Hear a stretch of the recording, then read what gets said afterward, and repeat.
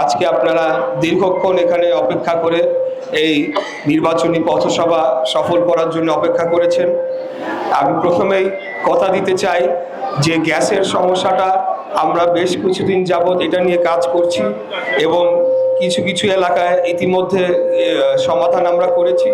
আর বাকিটা যেহেতু এখন আমি একজন প্রার্থী, এখন আমার জন্য অনেক নিয়ম নীতি মেনে কাজ করতে হচ্ছে। আমি সব জায়গায় যেতেও পারছি না বা কোনো সরকারি অফিসে গিয়ে যে কথা বলে আপনাদের সমস্যাটা দ্রুত সমাধান করব, সেটা এই মুহূর্তে না করতে পারলেও 12 তারিখের পরে আমি আর প্রার্থী থাকবো না, কথা দিয়ে যাচ্ছি। তারপরে আমি নিজে গিয়ে দাঁড়িয়ে থেকে আপনাদের গ্যাসের সমস্যাটা সমাধান করতে বলছি। আর আপনাদের এই মন্দিরের বিষয় কিন্তু আমি এর আগেও কয়েকবার এসেছি, আমি প্রতিবারই বলে গিয়েছি যে আমাদের যখন সুযোগ আসবে আমরা সর্বোচ্চ আর্থিক সহায়তার মাধ্যমে আপনাদের এই মন্দিরটি দ্রুত সময়ের সাথে কাজ সম্পূর্ণ হয় সেটা কাজ করব। এগুলো আপনাদের দাবি অনেক ছোট, তো তারপরেও আমি আপনাদের কাছে কয়েকটা অন্য কথা বলতে চাই যে আসলে আমাদের যারা প্রতিদ্বন্দ্বী রাজনৈতিক দল এখন আছে তাদের অনেক কিছুই এখন আমাদের কাছে একটা শঙ্কার কারণ হয়ে দাঁড়াচ্ছে। তাদের কথাবার্তা আচার আচরণ মনে হচ্ছে যে আগামী দিনে কোনোভাবে যদি তারা রাষ্ট্র ক্ষমতায় আসতে পারে তাহলে তারা নারীদের স্বাধীনতা হরণ করবে, তারা আমাদের ব্যক্তিগত স্বাধীনতা হরণ করবে এবং তাদের নানা ধরনের মত আমাদের উপর চাপিয়ে দিবে।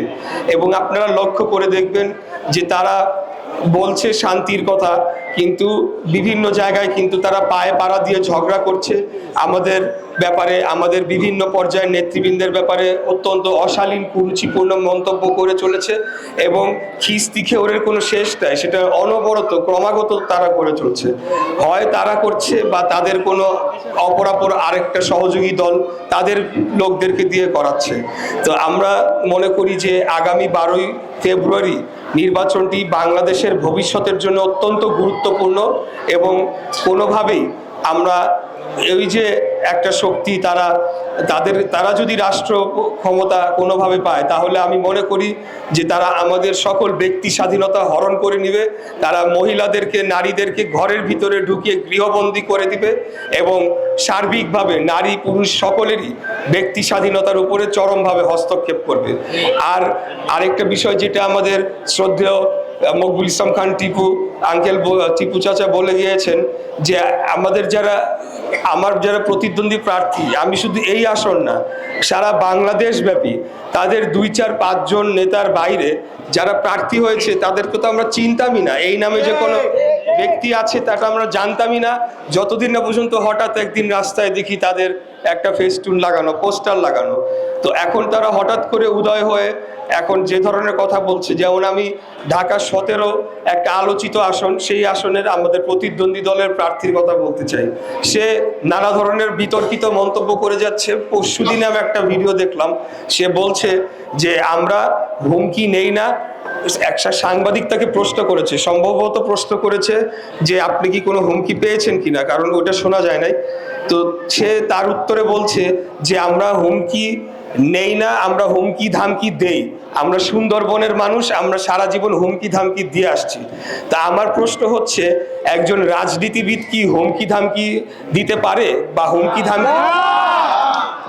ধামকি দেওয়াটা কি কোনো ভালো কোনো কাজ? তাহলে একজন যে জনপ্রতিনিধি হতে চায় সে কিভাবে এই কথাটা বলে? এই কথা তো গডফাদার বা সন্ত্রাসীরা বলে আমি হুমকি ধামকি। তাই তাদের আচার আচরণ, কথাবার্তা, বিভিন্ন জায়গায় তাদের যে চলাফেরা, এটা দিনকে দিন পরিবর্তন হয়ে যাচ্ছে। আমার কথা হলো, ভাই হুমকি ধামকি যদি দিতেন, বিগত 17 বছরও যখন ফ্যাসিবাদের আমলে ছিলাম তখন আপনারা কইছিলেন? আপনাদেরকে তো জীবনেও আমরা দেখি নাই, রাজপথেও দেখি নাই, কোথাও দেখি নাই, কোনোদিনও কোনো জনগণের কোনো দাবি দাওয়ার আদায়ের আন্দোলনে আপনারা অংশগ্রহণ করেন নাই, কোনোদিনও কোনো অত্যাচার নির্যাতনের বিরুদ্ধে আপনাদেরকে তো দেখি নাই। আপনারা প্রতিবাদ করা তো দূরের কথা, এখন আসছেন আপনারা আইসা হুমকি ধামকি।